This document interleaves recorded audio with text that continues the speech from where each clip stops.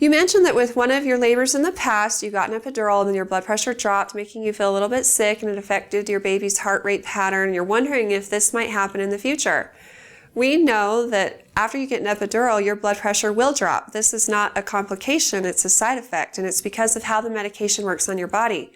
The medication that goes into your epidural space acts on your nerves, and one of the things it does is cause all the vessels in your body to dilate. And when your vessels dilate, that causes your blood pressure to fall. Now, we start an IV on everyone who's going to get an epidural, usually every patient in general, just because it's a safety measure, but for sure you need to have one before you get an epidural, and we give you a lot of fluid beforehand, and this increases your blood pressure so that after you get the epidural and it's dosed, and your blood pressure naturally falls from that, it won't fall to a level that makes you feel sick or nauseous or affect blood flow to your baby. Sometimes it does fall a little bit lower than we'd like, and yes, you do feel nauseous and sick, but it's not a complication really. It's something that we can easily fix. Usually the anesthesiologist just has to come in and give you some medication through your IV to bring it right back up. This happens in a matter of seconds to a minute, and you're feeling better and blood flows better to your baby and everything's resolved.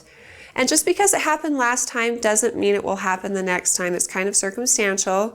It's not necessarily that you were predisposed to it or anything. So don't let your history of having your blood pressure drop affect your decision to get another one in the future.